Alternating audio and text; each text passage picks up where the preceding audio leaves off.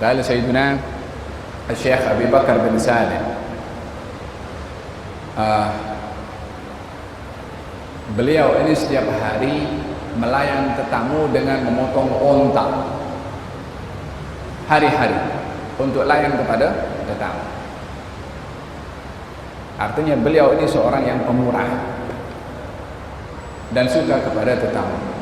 Satu hari datang seorang perempuan tua membawa beberapa cupak gandum yang diletakkan di selendangnya atau di tudungnya, yakni beberapa genggam sahaja dibawa, ingin diberikan kepada Syekh Abi Bakar bin Salim.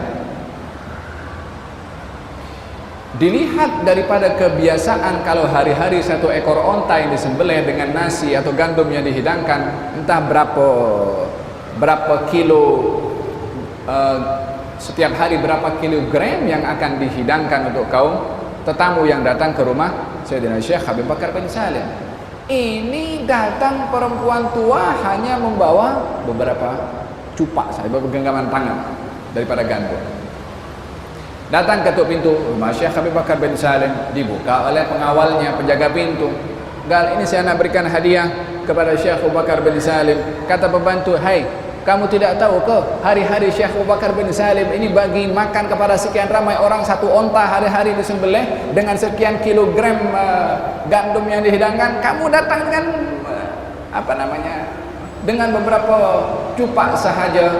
Maka itu perempuan kecil hati dan keluar. Maka Syekh Abu Bakar yang mendengar turun daripada tingkat atas dan lari dan memanggil kepada perempuan tersebut. Maka dipanggil, apa hajat kamu datang? Gal, saya ingin datang memberikan kepada engkau hadiah beberapa gandum ini, beberapa genggam gandum.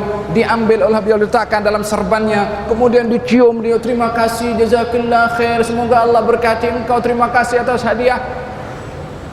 Diambilnya dengan ditunjukkan, dicium semata-mata untuk menjaga perasaan si perempuan tadi yang memberikan pemberian, walaupun zahirnya tak ada nilainya, tapi menjaga perasaan orang amat bernilai di sisi Allah Subhanahu wa taala.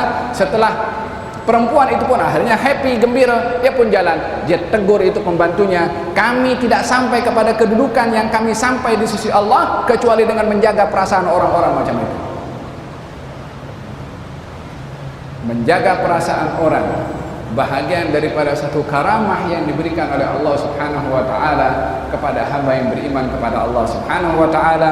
Man nafasa an mu'minin kurbatan min kurbid dunya, nafasallahu anhu kurbatan min kurabi yaumil qiyamah. Qal al-Imam Sayyidina Umar bin Abdul Rahman al-Attas. Satu hari dia dapat cahaya mata. Kemudian datang orang daripada kampung ingin ucap tahniah. Lalu di sebuah rumah milik Badui. Badui itu tanya kepada rombongan yang datang, nak bagaimana? Nak pergi ke rumah Al-Habib Umar bin Abdul Rahman al-Attas.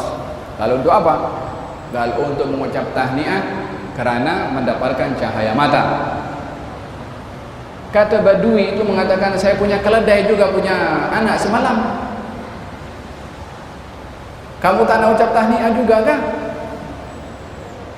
Rombongan ini pun geram juga, tapi karena Badui yang bercakap idza khatabahumul jahiluna qalu salama, maka ditinggalkan. Jumpa dengan Al-Habib Umar, Imam Umar bin Abdul Rahman al-Attas, jumpa dengan beliau, nampak mereka punya percakapan macam tak sedap, yakni ada something yang tak kena. Al-Habib Umar waktu itu buta, tapi perasaannya tajam.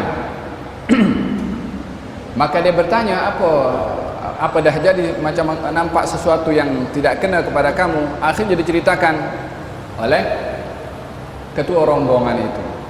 Kata beliau mengatakan, kalau aku gembira dengan anak aku, dia gembira dengan anak keledainya, jom kita pergi sana, kita ucap tahniah kepada orang itu kalau keledainya dapat anak. Pergi di bawah rombongan tu ke rumah Badui itu, kan saya mendengar keledai kamu dapat anak, tahniah atas kelahiran anak keledai. Akhirnya orang itu pun akhirnya malu dengan sikap Al-Imam Umar bin Abdul Rahman al-Attas, yang akhirnya dia kembali menjadi murid dan hormat kepada Imam Umar bin Abdul Rahman al-Attas. Dan ini akhlak berhadapan dengan orang-orang yang terkadang memerlukan kepada kita menjaga perasaan orang lain, seperti mana ditunjukkan oleh as-salihin daripada waratha pewaris Nabi sallallahu alaihi wa ala alihi wasallam. Di antara bahagian daripada menjaga perasaan orang, bila mana diberi hadiah, jangan menganggap kecil hadiah itu walaupun zahirnya tidak bernilai. Seperti mana Syekh Abu Bakar bin Salim tadi. Kalau satu hari baginda Rasulullah di rumah datang Ummu Salamah, saya ingat, kemudian bertanya, ada roti, ada makanan? Gal ada roti kering katanya. Ada lauk? Gal tidak ada kecuali cuka. Nabi menjawab, ni'mal idamu al-khallu. Sebaik-baik lauk itu adalah cuka. Istri Nabi waktu itu malu nak bagi tahu tak ada lauk. Tapi karena yang ada hanya cuka, malu untuk menyebutkannya, maka diberitahukan lauknya tak ada kecuali yang ada cuka. Diakhirkan kata-kata itu karena malu untuk tak nak bagi tahu macam mana, nak bagi tahu macam mana. Nabi ingin menjaga perasaan istrinya walaupun lauknya itu hanya cuka. Nabi bersabda, ni'mal idamu al-khallu. Sebaik-baik lauk itu cuka. Tak mahu melukai perasaan istrinya walaupun tak ada makanan yang boleh dihidangkan untuk Nabi sallallahu alaihi wa ala alihi wasallam. Belajar daripada kisah ini, bila mana kita dihidangkan makanan di rumah, garam kurang, kopi kurang gula, apa saja hidangan yang dihidangkan, bila mana tidak sempurna, ambil pengajaran daripada Nabi menjaga perasaan orang rumah. Ni'mal idamu al-khallu, sedap makanan ini walaupun rasanya kurang. Bahagian daripada jabru al-khatir, bahagian daripada menjaga perasaan orang